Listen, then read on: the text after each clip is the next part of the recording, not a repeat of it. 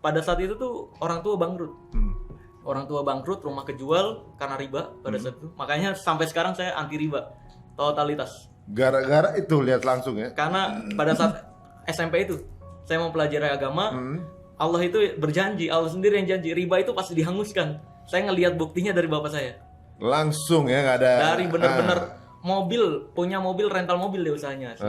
Dia purnawirawan Polri. Terus geser usaha jadi rental mobil. Punya 7 mobil. Abis.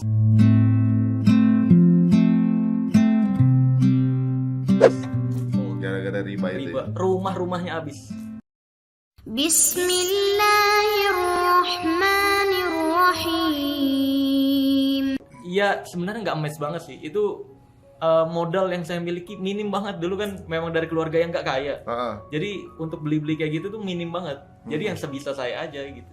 Itu sampai tahun berapa? Terus berlanjut sampai lulus. Lulus SMA? Lulus SMK, iya. SMK? SMK lulus. Setelah lulus itu karena nggak mampu kuliah, ngotot pengen jadi pesulap.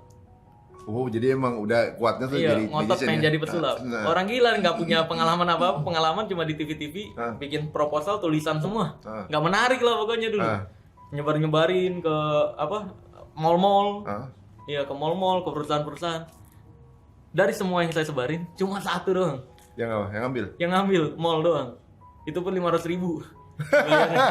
Di awal ya? Iya, di awal 500.000. Ya udah, main. Ya sesekali ada juga di panggilan-panggilan. Kan nggak cukup nih untuk membiayai kontrakan dan sebagainya. Pada saat itu tuh orang tua bangkrut. Orang tua bangkrut, rumah kejual karena riba pada saat itu. Makanya sampai sekarang saya anti riba totalitas. Gara-gara itu lihat langsung ya. Karena pada saat SMP itu saya mempelajari agama, Allah itu berjanji, Allah sendiri yang janji riba itu pasti dihanguskan. Saya ngelihat buktinya dari bapak saya. Langsung ya, nggak ada. Dari benar-benar punya mobil rental mobil dia usahanya. Dia purnawirawan Polri. Terus geser usaha jadi rental mobil. Punya 7 mobil. Abis.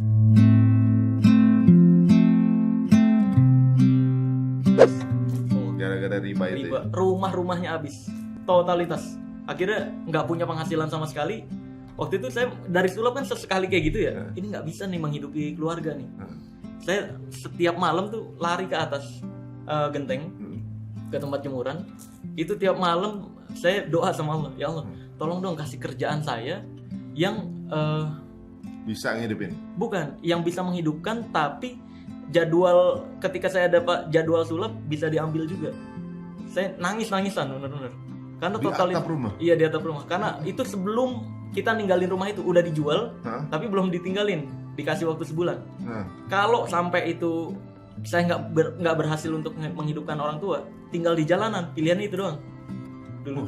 Berat juga tuh. Iya, nggak ada, soalnya kayak jual rumah buat bayar utang, Bang.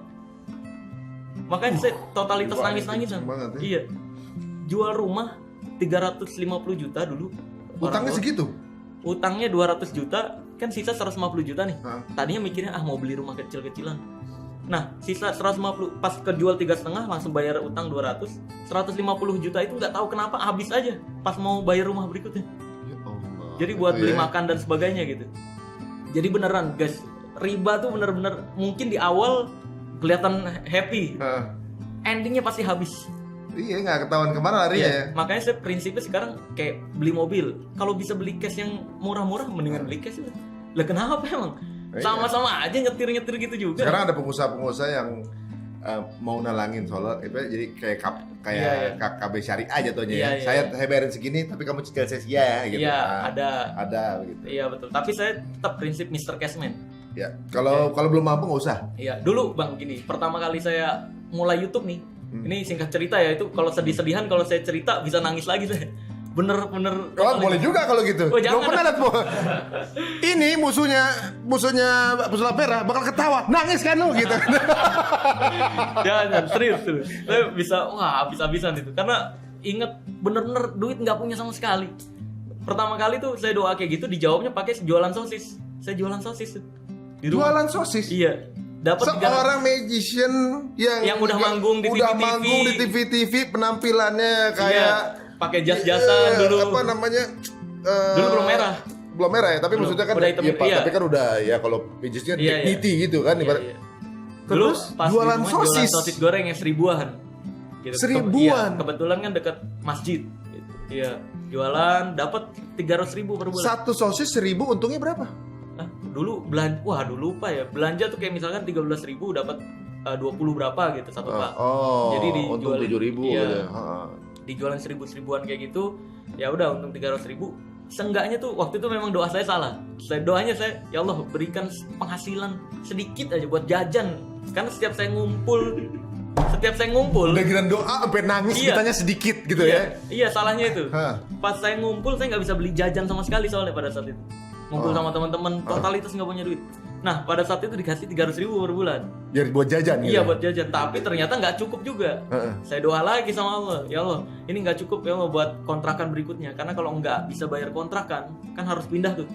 Saya tinggal di jalan nih, gitu. Kasih pekerjaan yang nggak mengganggu jadwal sulap ketika ada job dan penghasilannya cukup. Adalah ojek online. Nggak tahu itu. Udah zaman ojek online? Iya, Berarti belum lama dong. iya tahun 2015. 2015 masih itu. Iya, saya 2015 sampai 2018. Ojek online. Ojek online dari pagi sampai malam. Penghasilan per bulan 6 juta, 6 sampai 8 juta. Dari jam berangkat dari selesai subuh, pulang jam 12 jam 1 malam. Terus kemampuan magiciannya diapain?